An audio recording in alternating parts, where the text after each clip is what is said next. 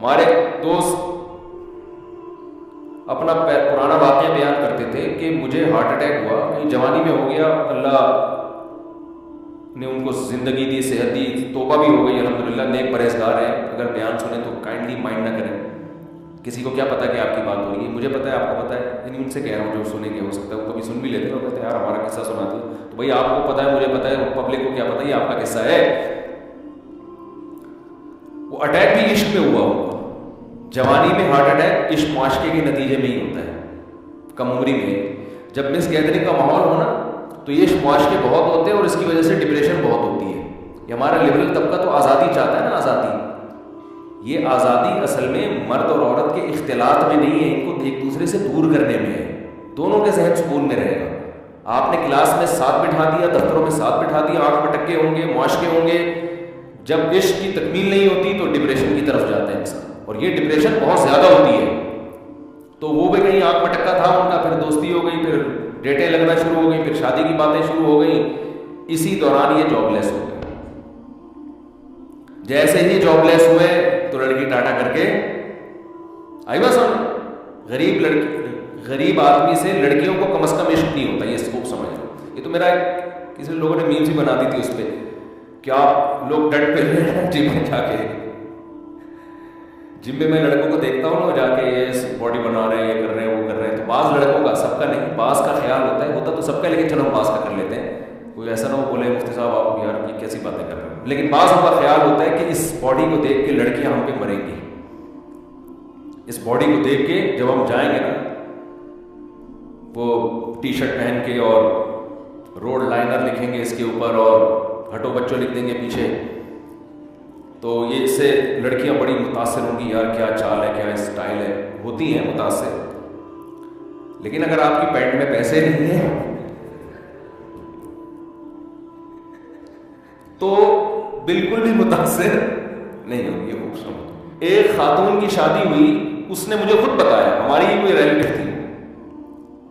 وہ خاتون بہت خوبصورت تھی، ان کی شادی ہو گئی جس بندے سے،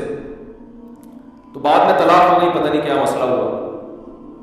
تو وہ میرے پاس کیس آیا، تو وہ قصہ سنا رہی تھی، بعض خواتین کے الفاظ بھی کہہ رہے ہیں، جب ان سے شادی ہوئی نا، لوگ کہہ رہے تھے لنگور کی بغل میں ہور، لوگ یہ تبصرہ کر رہے تھے دلہا دلہن کو کہ لنگور کی بغل میں ہور بیٹھی ہوئی، عورتیں بہت تیز ہوتی ہیں، قصے پہ قصے یاد آتے ہیں، فیملی میٹر بہت ہوتے ہیں نا۔ تو ایک خاتون مجھے کہنے لگی میں اپنے میاں سے طلاق چاہتی ہوں، میں اپنے میاں سے کھلا چاہتی ہوں۔ میں نے کہا کیا مسئلہ کیا ہے آپ کا؟ فیملی کیس تھا نا، سامنے آئے ہوئے تھے بھائی، وہ میں نے کہا خرچہ دیتا ہے پورا؟ ہاں جی خرچہ تو دے رہا ہے۔ گھر ملا ہے، چھت میسر ہے؟ ہاں جی۔ کوئی نشہ تو نہیں کرتا؟ نہیں جی۔ بے تحاشا مارتا پیٹتا تو نہیں ہے؟ نہیں جی۔ تو پھر کیا پرابلم ہے؟ کہہ رہی گالیاں بہت دیتا ہے۔ میں نے کہا دیکھیں محترمہ، یہ گالیاں تو آج کل معین اختر کے ماموں دیتے تھے، انہوں نے بتایا کہ کراچی کے حالات ایسے ہیں، اس میں تو دینا نہیں چاہیے گالیاں، بری بات ہے، لیکن یہ کوئی ایسا اتنا بڑا مسئلہ نہیں ہے کہ اس پہ شوہر سے طلاق لی جائے، اور بچے بھی ہیں۔ 100% درست دنیا میں کوئی نہیں ہوتا، کچھ نہ کچھ فالٹ ہر ایک میں ہوتا ہے۔ تو جو مجھے ہنسی آئی نا جس بات پہ، وہ یہ آئی، میں نے کہا کتنی گالیاں دے دیتے ہیں۔ میرا مقصد یہ تھا کہ میں ان کو سمجھاؤں کہ بھائی دن میں اگر 1 گھنٹہ گالیاں دیتا ہے بندہ، تو 1 گھنٹہ سمجھ لو کہ یار 24 گھنٹے میں یہ 1 گھنٹے میں نے باقی 23 گھنٹوں کی خاطر برداشت کرنے بھائی، باقی جو فائدے شوہر سے ہو رہے ہیں، نان نفقہ مل رہا ہے، بچے اسکول جا رہے ہیں، اسکول کی فیسز ہو رہی ہے، بچوں کو باپ ملا ہوا ہے، علیحدگی میں تو باپ کی آواز سے محروم ہو جائیں گے وہ، پھر آپ کو فیملی ملی ہوئی ہے، ساری عزتیں ملی ہوئی ہیں، آپ میرڈ خاتون کہلاتی ہیں، کہیں بھی جاتی ہیں، آپ کی جو فرینڈس ہیں وہ بھائی شادی شدہ خاتون ہے، ان کے ہسبینڈ ہے، ہسبینڈ بھی کوئی مہنچو نہیں ہے، فٹ فاٹ ہے، سب کچھ سیٹ چل رہا ہے، تو صرف گالیاں اگر ہے ان کے شوہر کو، تو میں یہ نہیں کہتا، شوہر کو تو کہتا ہے یار گالیاں اپنی ڈکشنری سے نکالو، لیکن عورت کو تو گھر جوڑنے کی ترغیب دی جائے گی نا کہ یار 100% صحیح گھر کوئی بھی نہیں ہوتا۔ تو میں نے جب ان سے پوچھا کتنی دیر گالیاں، میں تو پھر یعنی وہ تحقیق کرتا ہوں نا، میں نے کہا کتنی دیر گالیاں دیں؟ ان کا 12 گھنٹے گالیاں دیتے ہیں۔ میں نے ان سے کہا نہیں، لیکن میرا دل چاہ رہا تھا کہ معین اختر کے ماموں کی اتنی گالیاں تو معین اختر کے ماموں بھی نہیں دیتے۔ پھر ان کا میسج آیا کہ 24 گھنٹے گالیاں دیتے ہیں۔ 24 گھنٹے میرا خیال ہے واش روم بھی جاتا ہے انسان، کیا وہاں بھی بیٹھ کے گالیاں دے رہے ہیں؟ میری بیگم ایسی تھی، تیری بیگم ہے بھائی، نہا بھی رہا ہوتا ہے، نہانے میں بھی گالیاں، پھر یہ بچے بھی گالیاں دے کے پیدا ہوئے، اس دوران بھی گالیاں دی، اور کبھی کوئی دعوت میں بھی جاتے ہوں گے میاں بیوی، وہاں بھی گالیاں، تو یہ کچھ سمجھ میں آنے والا ہے حساب ہے۔ وہ کہہ رہے تھے عدالت سے کھلا لے گا، میں نے کہا یہ کھلا نہیں بنتی ہے عدالت سے کوئی، یہ کوئی ایسا کیس نہیں ہے جس پہ عدالت سے اب کھلا، عدالت تو دے دے گی، وہ تو گالیاں نہیں بھی دیتے ہو تو بھی دے دے گی، آپ گالیاں الٹا دیتی ہو نا شوہر کو، پھر بھی عدالت کھلا کے ڈگری تھما دے گی، مگر اس سے یہ شرعی کھلا ہوگا نہیں۔ تو میں نے ان سے کہا کہ آپ گھر بسائیں اپنا، نبھائیں، آپ کا دماغ سیٹنگ آؤٹ ہوئی ہے، ٹھیک ہے، اور پھر بھی اگر نہیں کسی کے لیے رہنا تو جب تک شوہر ڈیورس دے گا نہیں اس وقت تک طلاق ہوگی نہیں۔ یہ کیس نہیں ہے، یہ سمجھ میں آنے والا حساب نہیں ہے، غلط کام ہے، شوہر غلط کر رہا ہے تو گالیاں دے رہا ہے، برا کر رہا ہے، میں شوہر کو سپورٹ نہیں کر رہا، لیکن طلاق ایسی باتوں پہ تھوڑی ہوتی ہے۔ تو کیا کہہ رہا تھا یار، ہاں تو میں یہ کر رہا تھا کہ توبہ، شکر ہے آپ کو یاد رہتا ہے نا، یہاں ان سے پوچھو تو کسی کو یاد ہی نہیں رہتا۔ وہ اب دیکھو آخری 1 منٹ رہ گیا ہے، اگر آج وہ دل سے توبہ کر لے، وہ پھانسی کے پھندے پہ لٹکنے والا 1 سیکنڈ پہلے، یہاں تک کہ اس کے گلے میں پھندا لا کے ڈال دیا گیا، ابھی صرف رسا کھینچنے کی دیر ہے، اس دوران بھی اگر وہ توبہ کرے گا، یہ 1 سیکنڈ اس کی کروڑوں سال کی زندگی کو، فیوچر کو چینج کر دے گا۔ کیوں؟ ابھی تک اس نے اپنی آنکھوں سے دیکھا نہیں ہے، ابھی تک دیکھا نہیں ہے اس نے اپنی آنکھوں سے، غیب پر ایمان ہے۔ تو یہ اللہ کا وعدہ ہے، ان اللہ یقبل توبۃ عبدہ ما لم یغرغر، بخاری مسلم کی حدیث، نبی صلی اللہ علیہ وسلم نے فرمایا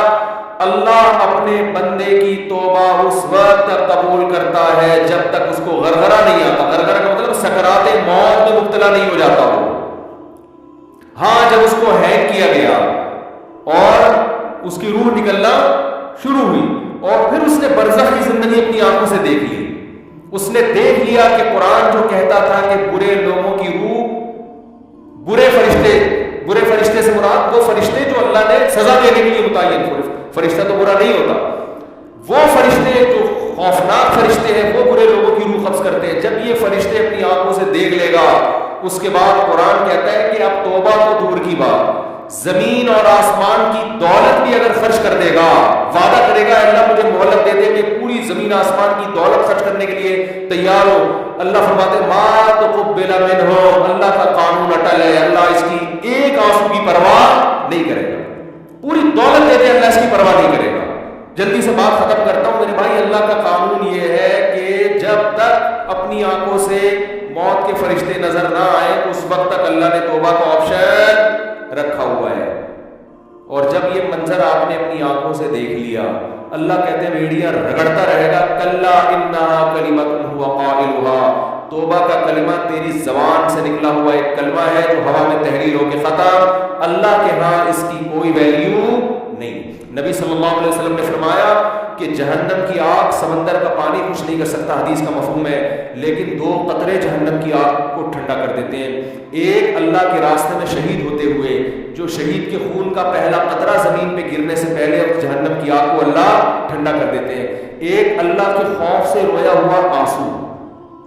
کیا زبردست مثال، اتنا سا آنسو ہے لیکن اللہ جب تک زندہ ہے آپ، اس آنسو کی اللہ کی نظر میں ایسی ویلیو ہے کہ یہ جہنم کی بھڑکتی ہوئی آگ کو ٹھنڈا کرنے کے لیے کافی ہے۔ تو بھائی خوش قسمت وہ ہے جو موت سے پہلے توبہ کرے۔ اب آپ یہ نہ سوچیں کہ یار ٹھیک ہے آخری پھندے تک لٹکنے تک آخری منٹ میں بھی توبہ قبول ہوتی ہے تو ڈیلے کر لو، تو یہ دو گڑبڑے کا اندیشہ ہے اس میں۔ نمبر 1، آپ کو کیا پتا کہ آپ کس وقت مریں گے، آپ کا آخری منٹ کب آئے گا؟ سمجھتے ہو؟ پھانسی کے مجرم کو تو پتا ہوتا ہے لٹکنے والا ہوں، ہر موت مرنے والے کو یہ پتا نہیں ہوتا۔ دوسری بات یہ کہ مشاہدے پر مبنی یہ حقیقت ہے، جو موت کی وجہ سے توبہ کو ڈیلے کرتا ہے ایسے لوگوں میں اکثر توبہ نہیں کرتے۔ آپ دیکھ لو غیر مسلموں میں جوانی میں توبہ کرنے والے، اسلام قبول کرنے والے زیادہ ہیں، بڑھاپے میں اسلام قبول کرنے والے کم ہیں۔ حالانکہ جوانی میں غیر مسلم بننے میں عیاشی زیادہ ہے، بڑھاپے میں تو ویسے ہی عیاشی نہیں ہے نا، لیکن اس کو تو فائدہ ہی فائدہ ہے، بوڑھے آدمی کو اسلام قبول کر لے، توبہ کر لے، بھائی اب تو کچھ تیری زندگی تو گزر گئی ہے عیاشیوں میں، اب تو جائے گا جنت میں، لیکن دل ایسا سخت ہو جاتا ہے وہ نہیں کرتا۔ جوان آدمی وہ جلدی کر لیتا ہے، حالانکہ اس کو قربانی زیادہ دینی پڑ رہی ہے۔ آپ دیکھ لو دنیا میں توبہ کرنے والے جوان آپ کو زیادہ ملیں گے، بوڑھے ہیں لیکن کم ہیں۔ اسی طرح توبہ کرنے والوں، اسلام قبول کرنے والوں میں جوان ہے مسلم زیادہ ہے، بوڑھے کم ہیں۔ تو اس لیے کبھی بھی اس حماقت پہ توبہ کو ڈیلے نہیں کرنا چاہیے کہ مہلت تو اللہ نے دی ہوئی ہے۔ اور دوسری بات، جتنی جلدی توبہ کرو گے خیر اور برکتیں اتنی زیادہ ہوں گی، آپ نیکیاں زیادہ کما لو۔ ٹھیک ہے کوئی غیر مسلم ہے آخری وقت میں مسلمان ہو رہا ہے، توبہ کر رہا ہے، گناہ معاف ہو گئے، لیکن نیکیوں کا موقع اس کو بہرحال، ٹھیک ہے اللہ اس کو جنت میں داخل کر دیں گے، لیکن وہ زیادہ اونچے درجات تک نہیں جا سکتا۔ وجہ اس کی ہے کہ اس کو اس کے اعمال میں اتنی خیریں ہیں نہیں کہ جو شخص زندگی بھر اپنے اعمال میں خیر ڈالتا رہا، تو آج آپ توبہ کریں گے آپ کے پاس پوری زندگی یہ خیر پھیلانے کے لیے، اپنے اعمال میں نیکیاں جمع کرنے کے لیے ڈیلے کریں گے تو آپ کے پاس نیکیاں کمانے کا ٹائم کم رہے گا۔ اللہ تعالیٰ سے دعا ہے اللہ تعالیٰ ہمیں جلد سے جلد سچی توبہ کی توفیق عطا فرمائے۔